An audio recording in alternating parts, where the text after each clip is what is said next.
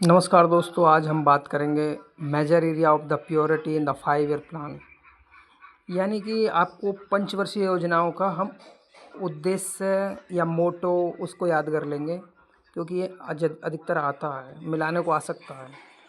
पहली पंचवर्षीय योजना 1951-56 में चली थी, जो कृषि को प्राथमिकता के लिए थी। और दूसरी पंचवर्षीय योजना उद्योग से संबंधित थी, 1956 और 61 में चली थी। और फिर तीसरी पंचवर्षीय योजना 1961 और 66 में चली, जो कृषि और उद्योग यानी दोनों को मिलाया।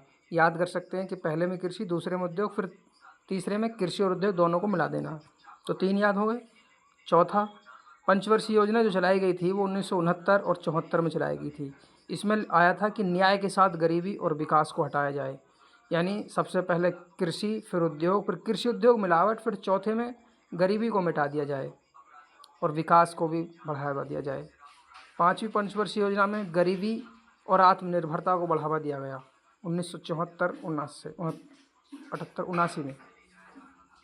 छठी पंचवर्षीय योजना 1980-85 में। छठवीं पंचवर्षीय योजना पांचवी योजना के रूप में ही जोड़ दिया गया। जो पांचवी योजना पे था ना, गरीबी और आत्मनिर्भरता को हटाया जाना, वो छठी में था। सातवीं पंचवर्षीय योजना जो 1985 और 90 में चली थी, फूड प्रोडक्शन, रोजगार और उत्पादकता को बढ़ावा दिया गया 7वीं पर। फूड प्रोडक्शन, रोजगार एंड उत्पादकता। आठवीं पंचवर्षीय योजना 1992-97, रोजगार का सृजन, जनसंख्या का नियंत्रण। अब ध्यान रहे, जो इस पर सरकार बात कर रही है जनसंख्या नियंत्रण, वो हमें 8वीं पंचवर्षीय योजना का प्लान है 1992-97। और 9वीं पंचवर्षीय योजना 1997-2002, 7% का विकास दर का लक्ष्य रखा था इन्होंने। 10वीं पंचवर्षीय योजना जो थी, उसका लक्ष्य था 2002 से 7 तक स्वरोजगार और संसाधनों का विकास, यानी खुद रोजगार खोजें और संसाधनों का डेवलपमेंट करें।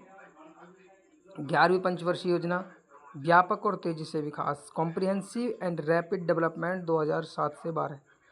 और 12वीं पंचवर्षीय योजना 2012 से 17 के बीच, स्वास्थ्य, शिक्षा और स्वच्छता, समग्र विकास का सुधार।